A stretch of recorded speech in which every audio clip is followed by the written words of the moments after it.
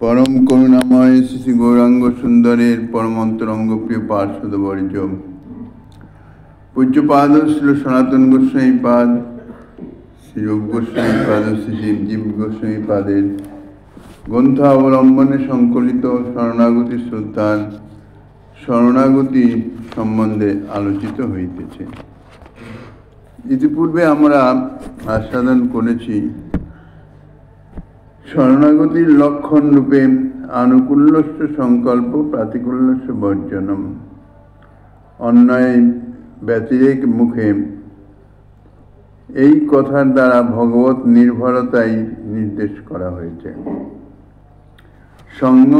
সম্যক রূপে ভগবত নির্ভরতা। আচার্যপাদ বলছেন ভজন নিয়মকে কর্তব্য রূপে সুদৃঢ় নিষ্ঠার সহিত নির্বাহ করতে হবে। ভজন অনুকূলতার দিকটা স্থির নিশ্চয় হয়ে গেলে ভজন প্রতিকূল কি আছে তা বর্জন অত্যন্ত সহজ হয়ে যায়। অর্থাৎ ভজনের জন্য কি নিয়ম গ্রহণীয়, অর্থাৎ কি নিয়ম পালন সেটি ভজনের আনুকূলতা করবে, সেটি যদি নিশ্চয় হয়ে যায় সেগুলো ছাড়া বাকি যাহা তাহা ভজনের প্রতিকূল সহজেই বর্জন হয়ে যায়। শ্রীমদ্ ভাগবত বর্ণনায় জানা যায় যে বক্তা শ্রী সুতমুনিচরণ তত্ত্ববস্তুর বর্ণনা দিয়ে তাহার সাক্ষাৎকার উপযোগী সাধনের কথাও বলেছেন। যদি কেহ সেই পরতত্ত্ব বস্তুকে এই মানব দেহে সাক্ষাৎ করতে ইচ্ছা করেন তাহলে অবশ্যই তিনি নিজের মনের মধ্যেই তাহা দেখিতে পাবেন। কিন্তু কিভাবে সাক্ষাৎ দর্শন হতে পারে তার প্রকৃষ্ট সাধন সম্পর্কে আচার্য শ্রীজীবচরণ পাল এই শ্লোকের টিকায় অত্যন্ত তাৎপর্যপূর্ণ সিদ্ধান্ত প্রকাশ করেছেন। প্রথম কথা, বেদাদি শাস্ত্রের মর্মবেত্তা শাস্ত্রজ্ঞ সদ্গুরুর নিকট আশ্রয় গ্রহণ করতে হবে। অর্থাৎ শাস্ত্রজ্ঞ বলতে শুধু শাস্ত্রের বর্ণিত বিষয়ে জানলে হবে না, শাস্ত্রের মর্মবেত্তা, শাস্ত্রে কি বলতে চাইছেন। কেননা সাধারণত দেখা যায় গ্রন্থের একই শ্লোকের দেশকাল পাত্রের ভিন্নতায় তার অর্থেরও ভিন্নতা হয়ে যায়। এই জন্যে বলছেন বেদাদি শাস্ত্রের মর্মবেত্তা। প্রকৃতপক্ষে সেই শাস্ত্র কি বলতে চাইছেন তা ভিন্ন ভিন্ন পাত্রের জন্য ভিন্ন ভিন্ন রকমের কথা সেখান থেকে প্রকাশিত হয়। তো এই বেদাদি শাস্ত্রের মর্মবেত্তা শাস্ত্রজ্ঞ গুরু তার নিকট আশ্রয় নিয়ে তার কাছ থেকে বেদান্তে অখিল শাস্ত্রের অর্থ বিচারপূর্বক শাস্ত্র শুনতে হবে, জানতে হবে। এইভাবে শ্রবণ দ্বারা যদি হৃদয়ে সুদৃঢ় নিশ্চয় হয়ে যায় যে ভগবানের ভক্তি হচ্ছে জীবনের সর্বশ্রেষ্ঠ আবশ্যকীয় একমাত্র কর্তব্য, এই মনুষ্য দেহ প্রাপ্ত হয়ে যতই যাহা কিছু দেহ ধারণের নিমিত্ত সংসার পরিজন ইত্যাদি যাহা কিছু কর্তব্য কার্য বলে মনে হয়, যাহা কিছু আমরা কর্তব্য বলে পালন করি, এগুলি সবই হচ্ছে গৌণ। দেহ ধারণ করা, শ্রী ভগবান কৃপা করে এই মনুষ্য দেহ প্রদান করেছেন, সেই মনুষ্য দেহ প্রেম সর্বশ্রেষ্ঠ আবশ্যকীয় একমাত্র কর্তব্য। যেমন এই কর্তব্যটি সর্বশ্রেষ্ঠ, অর্থাৎ অন্যান্য সকল কর্তব্য বোধ যাহা আমরা জীবনে কর্তব্য বলে মনে করি তার মধ্যে সর্বশ্রেষ্ঠ এবং আবশ্যক না করলেই প্রত্যাব্যয় একমাত্র কর্তব্য। এই প্রকার নিশ্চয়পূর্বক ব্রহ্মা যেমন বেদের সারবস্তু জানবার জন্য সমগ্র বেদ অতিশয় একাগ্র চিত্তে 3 বার করে অধ্যয়ন করেছিলেন, করে তিনি জেনেছিলেন যে যাহা থেকে ভগবান শ্রীহরিতে ভক্তি হয়ে থাকে, অর্থাৎ ভগবানের ভক্তি হচ্ছে বেদের সারবস্তু। তুমি যাই করো না কেন, তার উদ্দেশ্য ভগবানের ভক্তি হওয়াই চাই। ভগবানের ভক্তি অর্থাৎ ভগবৎ সেবার্থে, ভগবৎ সেবার নিমিত্ত। ঠিক সেই রকম কিসে কোন উপায়ে ভক্তি বর্ধিত পুষ্ট হতে পারে?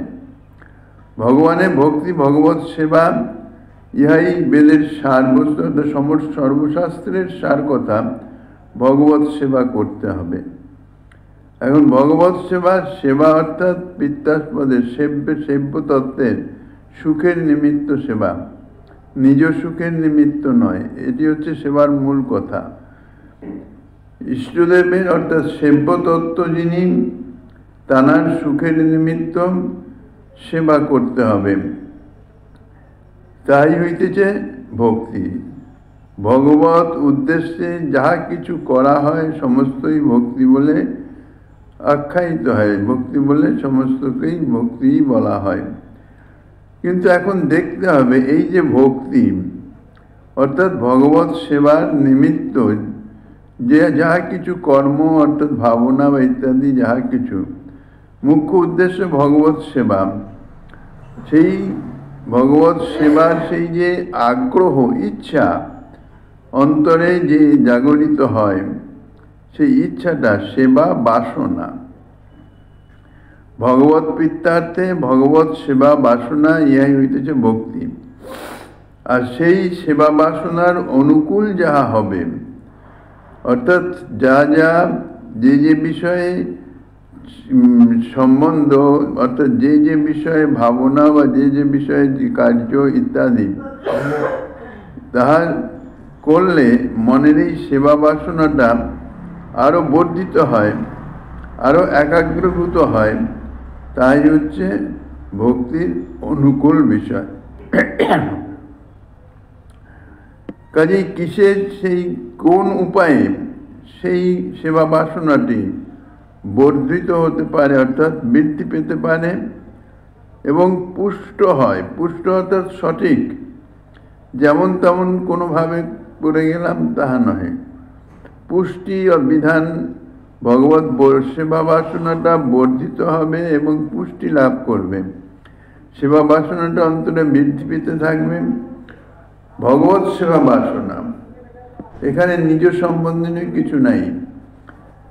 মনুষ্যদেহ লাভ করার পরেও মনুষ্যদেহে আর অন্যান্য জীবদেহের মধ্যে তফাৎ হচ্ছে চৈতন্য শক্তির।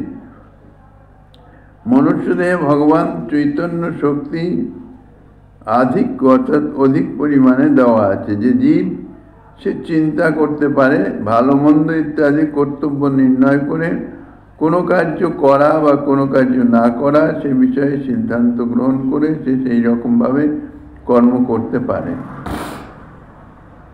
এখন দেখতে হবে যা কিছু কর্ম বা যা কিছু ভাবনা আমরা করিতেছি, মনের ক্রিয়া হচ্ছে ভাবনা করা, অর্থাৎ চিন্তা করা। যে কোনো কর্ম করার আগে মনেই তাহার প্রকট হয়, অর্থাৎ উদয় হয়। মনে প্রথমে ভাবনা হয়, মনে ভাবনা হলে সেই ভাবনা অনুযায়ী ইন্দ্রিয়গণ তখন সেই কর্মে রত হয়ে যায়।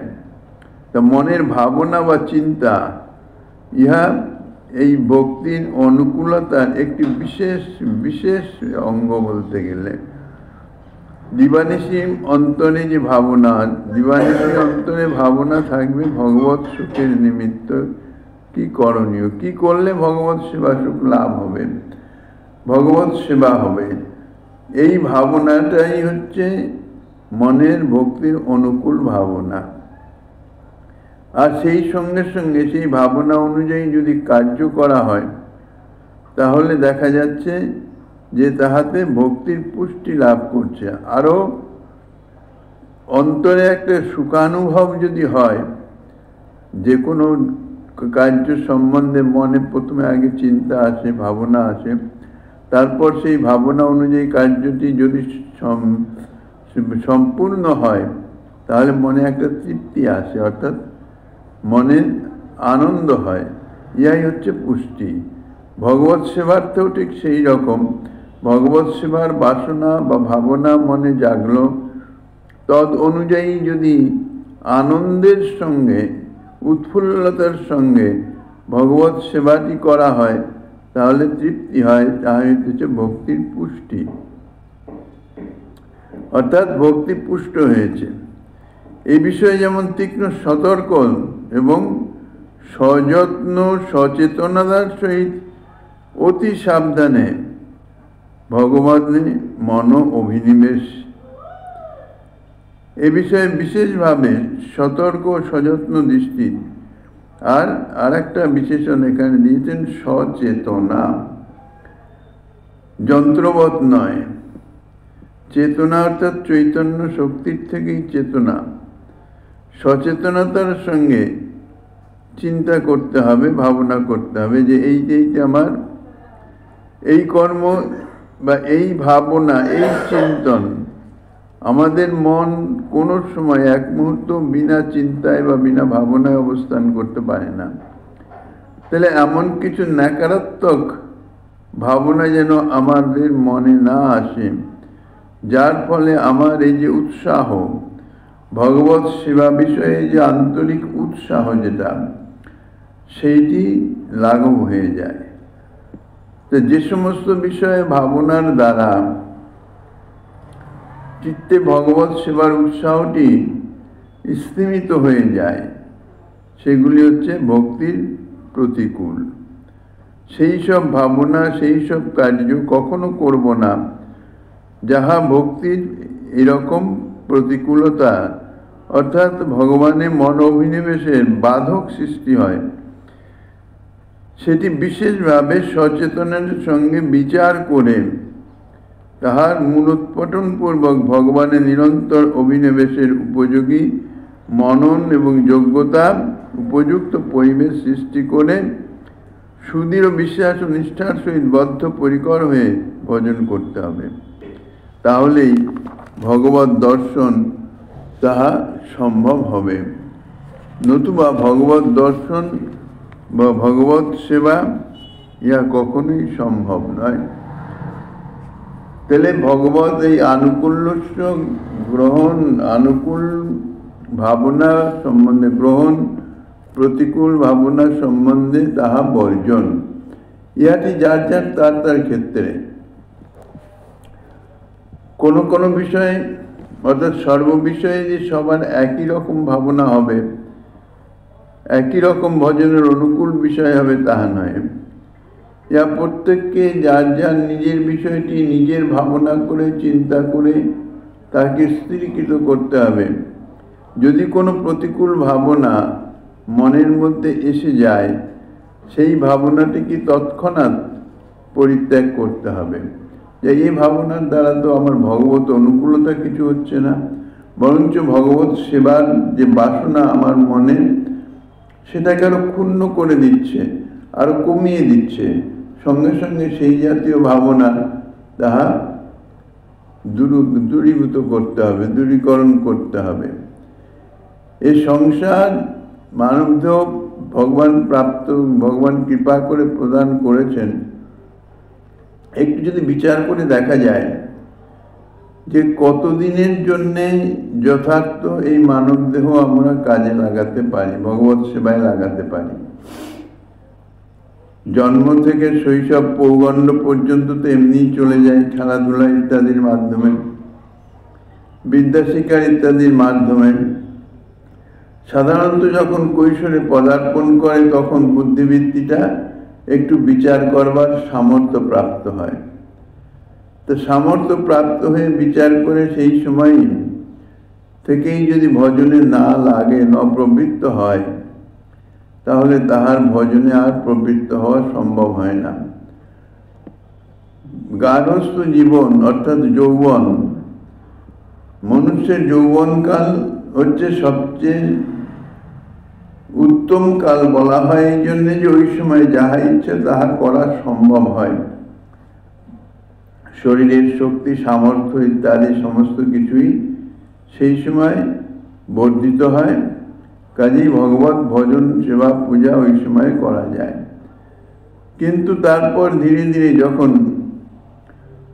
সূর্য মধ্য গগনে যখন থাকেন তখন সর্বাধিক তাপ প্রদান করেন, তারপরেই আবার স্বাভাবিক নিয়মে পশ্চিম গগনের দিকে সূর্য চলতে শুরু করে। সেই রকম জীবনের মধ্য যৌবনের অন্তে সাধারণত হিসাব করে শ্রী ভগবান মনুষ্য দেহের শতবর্ষ আর মনুষ্য কালের হিসাবে শতবর্ষ পর্যন্ত আয়ু মেপে দেওয়া হয়েছে। এই শতবৎসর কর্মের ফলে এই শতবৎসরকে অর্থাৎ ভগবত ভজনের মাধ্যমে এই শতবৎসর যে পরমায়ু তাহাকে বর্ধিত করা যায়, আবার দুষ্কর্মের মাধ্যমে তাহা কমিয়েও দেওয়া যায়। বর্তমান যা মনুষ্য জীবনের যা আয়ু চলিতেছে তাহাতে ওই ৮০-৮৫ পর্যন্ত বেশিরভাগই দেখা যায়। ৮০-৮৫ বছর হলেই যেন মনে হয় জীবনের শেষ, অন্তিমকাল। সাধারণত ৬০ বৎসরের পরে শক্তির সামর্থ্য কমে যায়, তখন ইচ্ছা করলেও আর শরীর সঙ্গ দেয় না, শরীর সাথ দেয় না। আর তখন যদি আরো বেশি অন্যান্য ভাবনার মাধ্যমে মনোবৃত্তি অর্থাৎ মানসিক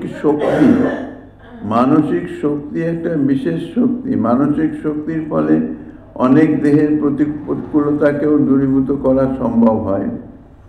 সেই মানসিক শক্তি যদি ক্ষয় করা হয় কৃষ্ণ সেবা বাসনা ব্যতিরিক্ত অন্য বাসনার মাধ্যম দিয়ে, তাহলে তার মতন দুর্ভাগা আর দ্বিতীয় নাই। কাজেই উপযোগী দুর্লভা ভক্তি লাভ হয়ে থাকে বিশেষ সচেতনতার সঙ্গে চিন্তা ভাবনা করে। এই জগতে ভগবত ভজন ভিন্ন অন্য যত কর্মই হয় সমস্তই বন্ধনের কারণ, সমস্তই তুচ্ছাতি তুচ্ছ।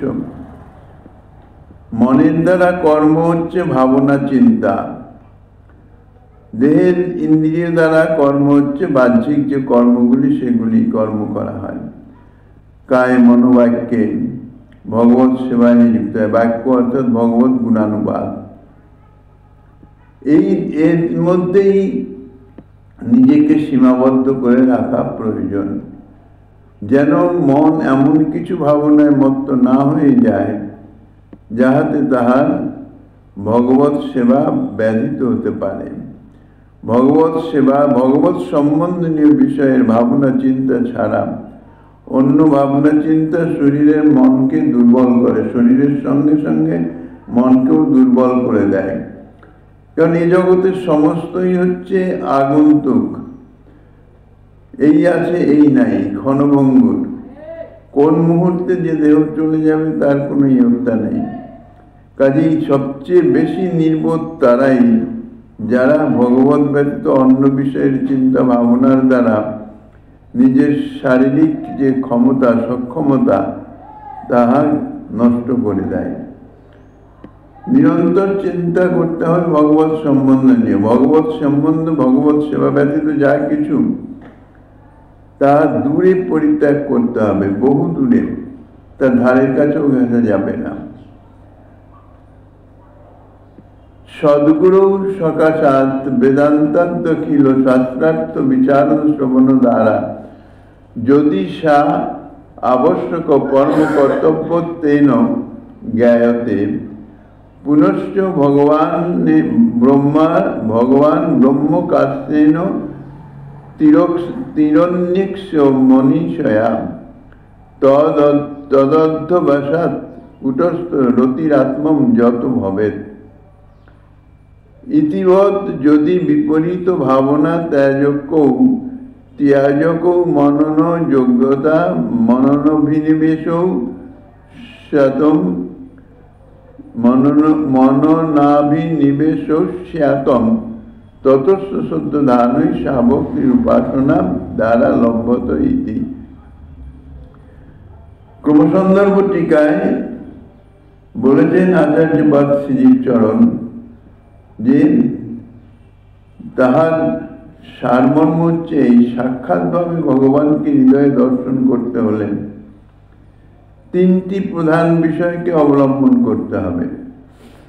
প্রথমত, ভগবত ভক্তিকে জীবনের সর্বশ্রেষ্ঠ সর্বোপরি মৌলিক কর্তব্যরূপে নিশ্চয় করা, যে ভগবত ভক্তি ব্যতীত অন্য আর কিছুই করব না। ভগবত সম্বন্ধীয় যাহা কিছু আমরা বাক্যের দ্বারা যাহা কথা বলা হয়, ভগবত কথা ব্যতীত, ভগবত সম্বন্ধ ব্যতীত অন্য কথা বলবো না।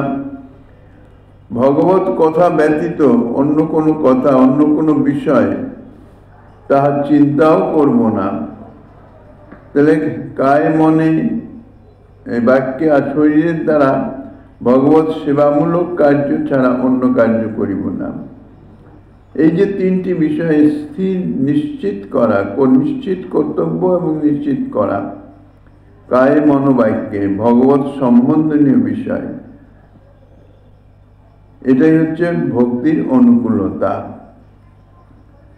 এটা একান্তভাবে নিশ্চয় করে নিতে হবে।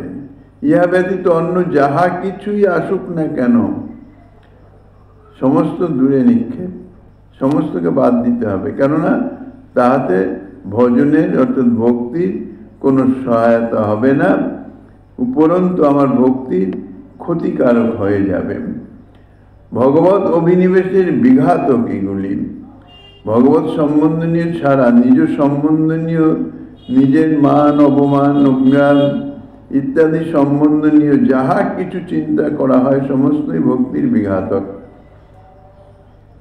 বিশেষ সচেতনতার সঙ্গে বিচার করে এই ভগবত অভিনিবেশের বিঘাতক সমস্ত বিরুদ্ধ ভাবনাকে দৃঢ়ভাবে পরিত্যাগ করতে হবে, অত্যন্ত সুদৃঢ়ভাবে, যে এই ধরনের ভাবনা চিন্তা বা এই ধরনের কর্ম আমার কোনো প্রয়োজনই নাই, আমার কি দরকার।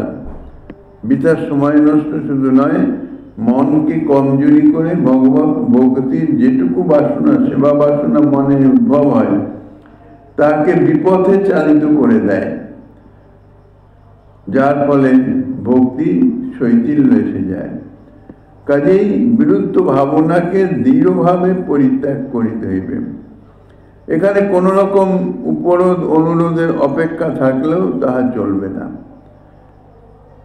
তৃতীয়ত হচ্ছে ভগবত অভিনিবেশ উপযোগী ভগবানের স্মরণ মনন যোগ্য পরিবেশ তা প্রস্তুত করে অভিনিবেশযুক্ত ভজনে দৃঢ়ব্রতী হওয়া।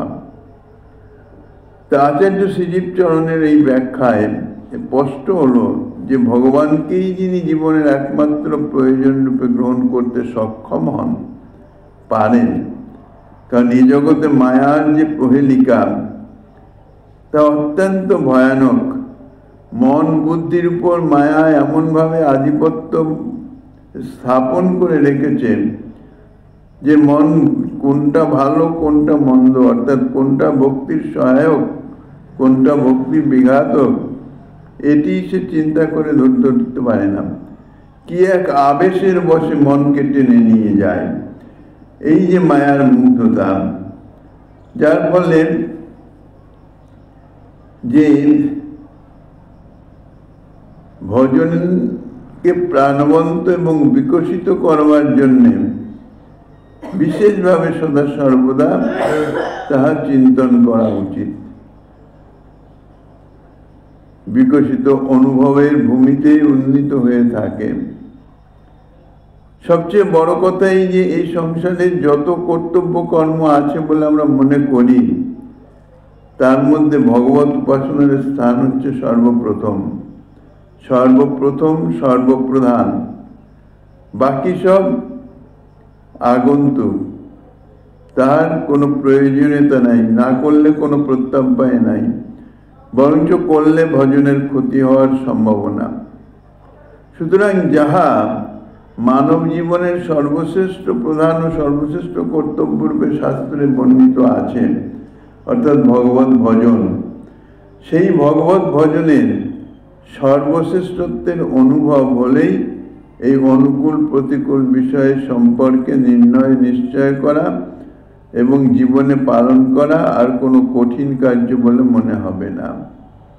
তাহলে মানব জীবনে, অর্থাৎ আমি এই দুর্লভ মনুষ্যদেহ শ্রী ভগবান কৃপা করে আমায় প্রদান করেছেন, তার মধ্যে যতদিন চলে গেছে, একটি করে ক্ষণ চলে যাচ্ছে, তাহার ফেরত আসবে না।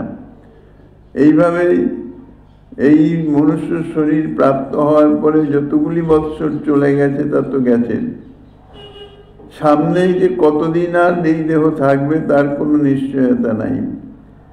কাজেই যতটুকু সময় আছে ততটুকু সময়ে শাস্ত্রবিহিত হিসাবে ভগবত ভজন আমার একান্ত কর্তব্য। ভগবত ভজন সম্বন্ধ ব্যতীত সমস্ত কিছুই দূরে থাকে। এই বিষয়ে দৃঢ়তা, অন্তরের যে দৃঢ়তা অনুভব করা, ইহাই হচ্ছে একমাত্র কর্তব্য।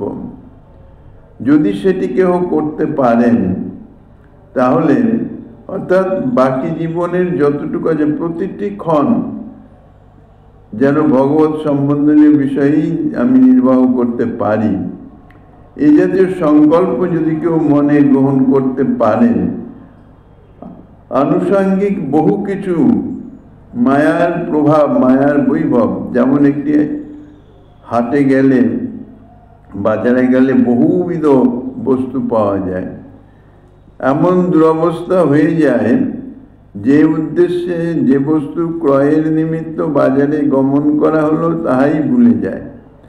নানাবিধ মায়ার মরীচিকায় অন্য বস্তু ক্রয় করে তার যে মূলধন সে নষ্ট করে ফেলে। জগতে এটাই বেশিরভাগ হয়। তাই মায়ার হাটে জগতের জীব এসে এমনভাবে ভ্রান্ত হয়ে যায় যে তার যে মূল উদ্দেশ্য ভগবত ভক্তি, সেই ভগবত ভক্তির কথাই ভুলে যায়। তারপরে দ্বিতীয়ত আছে ছলনা। অনেক এমন এমন কার্য, এমন এমন মনের ভাবনা আছে যা ভক্তি বলে মনে হচ্ছে, কিন্তু তাহা আদৌ ভক্তি নহে। মনে হচ্ছে ভক্তির সহায়িকা, কিন্তু সেগুলি ভক্তি নয়, যাকে বলা হয় মরীচিকা। মরীচিকা যেমন জল বলে অনুভূত হয়, কিন্তু বাস্তব জলের গন্ধও নাই সেখানে। তো এই সংসারের এমনই অবস্থা, মায়ার এমনই প্রভাব, এমনই বৈভব ছড়িয়ে রেখেছে যাহা মরীচিকার ন্যায়। ভগবত ভক্তি বলে মনে হবে, কিন্তু বাস্তবে আদৌ তাহা ভগবত ভক্তি নয়, অর্থাৎ ভগবত ভজনের সহায়কারী নয়। দেখতে সহায়কারীর মতন মনে হচ্ছে, কিন্তু প্রকারান্তরে তাহা ভজনের বিঘাতকই হয়ে দাঁড়ায়। এই জন্যে ভগবত ভজনের সর্বশ্রেষ্ঠতা প্রথমে অনুভূত হলে তাহার ফলে অনুকূল প্রতিকূল বিষয় সম্পর্কে নির্ণয় নিশ্চয় করা। একবার যদি নির্ণয় করা যায় যে এটি আমার ভজনের অনুকূল, এটি ভজনের প্রতিকূল, বিশেষ সাধুগুরু বৈষ্ণবের কৃপার প্রভাবে নিজের মনে যে ভাবনা, চিন্তা, তাহলে কিন্তু যে ভক্তি পালন, ভক্তি করা, ইহা কোনো কঠিন কার্য বলে মনে হয় না। মোট কথা, ভাবনা চিন্তা আগে ভগবত ভজনটি কি সে সম্বন্ধে নিজের জানতে হবে, বুঝতে হবে। তা যদি না বুঝতে পারে ভগবত ভজন কি, অর্থাৎ ভগবানের নিত্য যেমন প্রতিটি জীব ঘুম থেকে ওঠা, দৈনন্দিন ক্রিয়াকর্ম, তারপরে রন্ধনাদি করা, ভোজন করা ইত্যাদি, যে বা বন্ধু বান্ধব ইত্যাদির সঙ্গে বৃথা আলাপে সময় নষ্ট ইত্যাদি, যে এটা স্বাভাবিকভাবে প্রতি দৈনন্দিন কার্য, দিনচর্চা যাকে বলে, সেইভাবে যদি চলতে হয় তাহলে আর ভজনের ভয় হবে না। কোনো মতেই ভজনকে বিজ্ঞানও চলবে না, কোনো কারণেই। এই সম্বন্ধে দৃঢ় নিশ্চয় আগে করতে হবে। কত রকম প্রতিকূল ছলনা এসে, মায়ার প্রভাবে ছলনা এসে উপস্থিত হবে, অহেতুক নানান রকম বিঘ্ন সৃষ্টি হবে, যার কোনো যথার্থ কোনো প্রয়োজন নাই, যা না হলেও কোনো কিছু যাবে আসবে না ইত্যাদি বিষয় এসে ভজনের সময়কে নষ্ট করে দেবে, মনকে একেবারে বলতে গেলে এক কথা মনকে দূষিত করে দেবে। ইহাই হচ্ছে মায়ার প্রতিকূলতা। কাজেই আগে স্থির নিশ্চয় করতে হবে, সর্ববিষয়ে আগেই চিন্তা করতে হবে। যেমন বাজারে কোনো দ্রব্য ক্রয় করতে গেলে দ্রব্য তো বহু রকমের আছে, আমার দ্রব্যের মূল্য আমার কাছে কতটা আছে সেইটি চিন্তা করে সেই মূল্য অনুযায়ী বস্তুকে দেখে সেটি আমি ক্রয় করতে পারি। অধিক হলে তো ক্রয় করা যাবে না, আর যদি মূল্য কম হয় তাহলে তার যে বস্তুর যে গুণগত মান তাহা ঠিক হবে না, তাহা ন্যূনতা প্রাপ্ত হবে। এই জন্যেই চিন্তা করতে হবে প্রথমে আমার ভজনের যে সময় যাহা কিছু ক্রিয়াকর্ম হচ্ছে শরীরের দ্বারা, মন দ্বারা ইত্যাদির দ্বারা, আগে চিন্তা করতে হবে যে আমার এটা ভজনের অনুকূল কিনা। ভজনের অনুকূল অর্থাৎ আমার মনকে ভগবত সেবার দিকে এগিয়ে দিচ্ছে কিনা, আরও আমি ভগবত সেবা বিষয়ে উৎসাহ বোধ করছি কিনা, নাকি আরও নির্জীব হয়ে যাচ্ছি, নিরুৎসাহ হয়ে যাচ্ছি, এটি চিন্তা করতে হবে। এগুলি সমস্তই মায়ার ছলনা। একজন সিদ্ধ মহাপুরুষের বাক্য আছে যে জগদীশ্বর উপাসনার জন্য জগৎ বিগড়াইয়া গেলেও ক্ষতি নাই, কারণ জগদীশ্বর রক্ষা করবেন। জগদীশ্বরের উপাসনার জন্যে, ভগবত উপাসনার জন্যে এই জগৎ যদি বিগড়ে যায়, অর্থাৎ এই জগতে যাদের সঙ্গে আমার সম্বন্ধ, একাকী তো কেউ অবস্থান করেন না, সম্মিলিতভাবে অবস্থান করেন। সাধারণভাবে সংসারী জীবের স্ত্রী পুত্র পরিজন, ইহাই হচ্ছে আপনার। তাদের জগৎ বলতে স্ত্রী পুত্র পরিজনই তাদের জগৎ। বলছে ভগবত উপাসনার জন্য জগদীশ্বরের, এই জগতের একমাত্র ঈশ্বর তিনি, তাই জগদীশ্বরের উপাসনার জন্য যদি এই জগৎটাই বিগড়ে যায়, স্ত্রী পুত্র পরিজন তাহারা সকলে যদি মনক্ষুণ্ণ হয়ে যান, তাহাদের বিন্দুমাত্র ক্ষতি নাই, কারণ জগদীশ্বর তাহা রক্ষা করবেন। এই সংসারের সব কিছু তিনি পালনকর্তা, রক্ষাকর্তা, তিনি সব করিতেছেন, করিবেনও। কিন্তু জগতের জন্যে যদি জগদীশ্বর বিগড়ে যায়, তাহলে কিন্তু মহা সর্বনাশ হবে। নিজের স্ত্রী পুত্র পরিজনের সহিত সম্বন্ধ রক্ষা করবার নিমিত্ত, তাহাদের প্রসন্নতার নিমিত্ত যদি কোনো কার্য করা হয়, স্বাভাবিকভাবে তাহাতে জগদীশ্বর বিগড়ে যাবে। তো জগদীশ্বর যদি বিগড়ে যায়, অর্থাৎ ভগবত ভক্তির যদি একটু হানি হয়, তাহা কিন্তু পূরণ করা যাবে না, তাহাতেই সর্বনাশ হয়ে যাবে। কারণ একটি পাত্রে যদি একটি সূক্ষ্ম ছিদ্রও থাকে, তাহলেও সেই ছিদ্র দিয়ে পাত্রস্থিত দ্রব্য অর্থাৎ জল তাহা বেরিয়ে যেতে থাকে। বেরিয়ে যেতে যেতে এক সময়ে তাহা পুরো খালি করে দেয়। আর ছিদ্রটি সূক্ষ্ম হলেও নিরন্তর যদি সেখান থেকে জল বেরোতে থাকে, তাহলে ধীরে ধীরে ছিদ্র কিন্তু বড় হতে থাকে। এই জন্যে এ বিষয়ে বিশেষ সচেতন হওয়া উচিত যে জগদীশ্বর যেন কোনোভাবে বিগড়ে না যায়। জগৎ বিগড়ে যাক, কোনো ব্যাপার নাই, কারণ জগৎ অনিত্য, আজ আছে কাল নাই। জগতের সঙ্গে আমার সম্পর্ক শুধু ভগবত অর্থাৎ জগদীশ্বরের সেবার আনুকূল্য বিধানের নিমিত্তই সম্পর্ক, প্রাতিকূল্যতার জন্য নহে। শ্রীমদ্ ভাগবতে স্পষ্ট প্রমাণ এ বিষয়ে বর্ণিত আছে। যাই হোক, এই যে দুটি লক্ষণ, আনুকূল্যস্য সংকল্প, প্রাতিকূল্যস্য বর্জনম, শরণাগতির 6টি লক্ষণের মধ্যে এই দুইটি হচ্ছে প্রথম। তাহা সম্বন্ধে যৎকিঞ্চিত আলোচনা হলো। এবার শরণাগতির তৃতীয় লক্ষণে কি বলছেন? সর্বাবস্থায় ভগবানকে বিশ্বাস করতে হবে। এই জগতে বাস্তবিক বিশ্বাসযোগ্য যদি কেউ হন, তিনি স্বয়ং ভগবান। কারণ তিনি নিত্য সত্য শাশ্বত।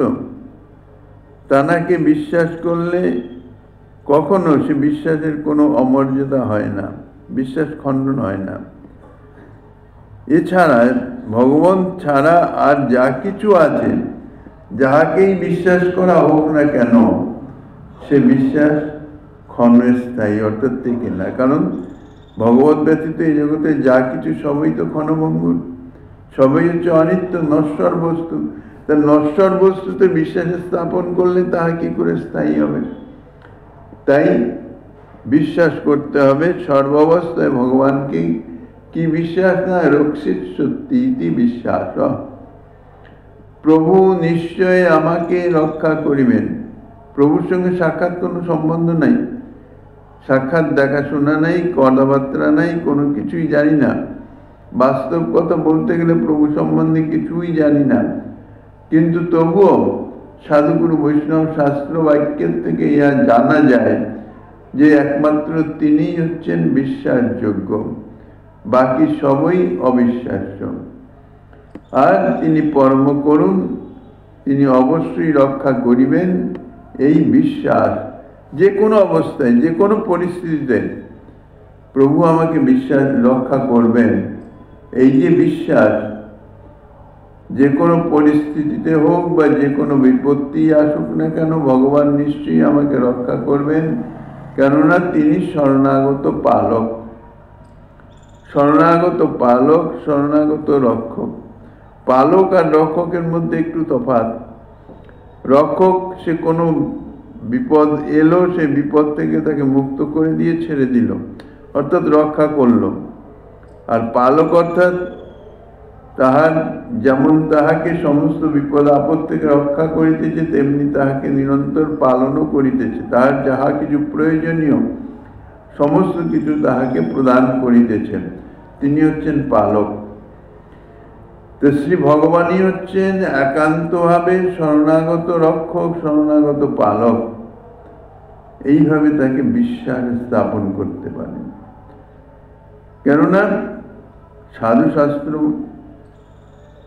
তাঁরা বলেছেন ভগবানই হচ্ছে একমাত্র রক্ষক, একমাত্র পালক। তাহাকে বিশ্বাস করা শাস্ত্র বাক্যের সুদৃঢ় বিশ্বাস। এই যে বিশ্বাস, শাস্ত্রেই তো এই কথা বলেছেন, এই বিশ্বাসই হইতেছে যথার্থ শ্রদ্ধা। শ্রদ্ধাই হচ্ছে, শ্রদ্ধা শব্দের অর্থই হচ্ছে বিশ্বাস, নিশ্চয়াত্মিকা বিশ্বাস এবং সুদৃঢ় বিশ্বাস। এই জায়গায় তাহার পরিচয় হবে শ্রদ্ধা হয়েছে কি না, অর্থাৎ ভগবানের উপরে তার বিশ্বাস কতটা, তার উপরে নির্ভর করছে তার শ্রদ্ধা কতটা। ভজনের ক্রমে, ভগবত যে ভজন, ভজন সম্বন্ধে ভজনের ক্রমে প্রথমেই বলা হয়েছে আদৌ শ্রদ্ধা। শ্রদ্ধা জাত হতে হবে। শ্রদ্ধা জাত না হলে ভজনের দ্বিতীয় স্তরে পৌঁছানোই যাবে না। আদৌ শ্রদ্ধা তত সাধুসঙ্গ। তো শ্রদ্ধার মাপকাঠি হচ্ছে বিশ্বাস। কিরকম বিশ্বাস? সুদৃঢ় বিশ্বাস হবে আর নিশ্চয়াত্মিকা বিশ্বাস হবে। শ্রদ্ধা শব্দে কহে বিশ্বাস সুদৃঢ় নিশ্চয়, কৃষ্ণ ভক্তি কইলে সর্বকর্ম কৃত হয়। এই যে বিশ্বাস, শ্রীকৃষ্ণ ভজন করলে আমার সমস্ত কিছু কর্ম, অর্থাৎ যে কর্তব্য কর্ম, মনুষ্যদেহ ধারণ করে যে কর্তব্য কর্ম আমাকে বর্তাইছে, আমাকে করতে হবে, সমস্ত কর্তব্য কর্ম করা হয়ে যাবে ভগবানের বিশ্বাস, শ্রদ্ধা। তাই শ্রদ্ধা হয়েছে কিনা, অর্থাৎ ভগবানের শাস্ত্র বাক্যের উপর, গুরু বৈষ্ণবের বাক্যের উপর বিশ্বাস কতটা, তার উপরই ইহা নির্ভর করে। শাস্ত্র বাক্যকে আমরা কে কতখানি বিশ্বাস করি, তাহাতে কতটা সফল হয়েছি এখানেই তার স্পষ্ট প্রমাণ জানা যায়। সাধুগুরু বৈষ্ণবের বাক্য অর্থাৎ কথায় যদি বিশ্বাস স্থাপন না করা যায়, বিশ্বাসের সঙ্গে তা পালন না করা যায়, তাহলে বোঝা যাবে যে তার আদৌ শ্রদ্ধা জন্মায় নাই। তো শ্রদ্ধা যখন প্রাথমিক ভিত্তি, যেমন কোনো পাঠশালায় পড়তে গেলে প্রথম হচ্ছে বর্ণ পরিচয়, অক্ষর জ্ঞানী যদি না থাকে তাহলে তার কি পাঠ হবে? এই বর্ণ পরিচয় বা অক্ষর জ্ঞান হচ্ছে সর্বপ্রথম প্রাথমিক। সেই রকম শাস্ত্র বাক্য জানা সম্ভব হয় না, কেননা শাস্ত্র পাঠ, শাস্ত্র অনুশীলন সেটি প্রাথমিক অবস্থায় হয় না। এই জন্য প্রাথমিক অবস্থায় সাধুগুরু বৈষ্ণব যাঁরা শাস্ত্রজ্ঞ পণ্ডিত, যাঁরা ভগবত ভক্ত, তাঁরা যাহা বলেন সে বিষয়ে দৃঢ় বিশ্বাসের সঙ্গে তাহা সম্পন্ন করা। তার মধ্যে যদি নিজের লাভ ক্ষতির চিন্তা ভাবনা করতে হয় তাহলে তাহার শ্রদ্ধা হলো না। নিজ সম্বন্ধে নিয়ে সর্বকিছু ত্যাগ, বলতে গেলে কিছুটা অন্ধবিশ্বাসের মতন। সাধুগুরু বৈষ্ণব যাহা বলিতেছেন, যাহা বলিবেন, যাহা কর্তব্য কর্ম হিসাবে উপদেশ প্রদান করিতেছেন, তাই হচ্ছে যথার্থ আমার পক্ষে পরম মঙ্গলজনক, কল্যাণকর, এটুকু এই বিশ্বাস গ্রহণ করতে হবে। সর্বশাস্ত্র মুকুটমণি সর্ববেদান্ত সার শ্রীমৎ ভাগবতে তাই বলেছেন, প্রপন্নাতি হর হরি। ইহা ভাগবত বক্তা ছিল সুখদেবের অনুভবিত বাক্য। শরণাগত জনের আরতি ও দুঃখ বা বিপত্তি হরণ করেন যিনি, তিনি হচ্ছেন হরি। শরণাগত, হরির চরণে শরণাগত। সমস্ত সাধুগুরু ভজন, সাধুগুরু মহাত্মাগণের বচনই হইতেছে ভগবত ভজন। প্রথম কথাই ভগবত ভজন। ভজন করো, ভগবানের ভক্তি করো, ভগবত সেবায় রত হও, মনের দ্বারা ভগবত চিন্তন করো, ইত্যাদি ইত্যাদি। আর শরণাগত জনের আরতি হরণকারী, বিপত্তি হরণকারী হচ্ছে হরি। এ সম্বন্ধে শ্রীকৃষ্ণ নিজেও বলেছেন। অন্যান্য শাস্ত্রে আরও বিশেষ বর্ণনা আছে। শ্রীমন মহাপ্রভু গিরিধারী লালের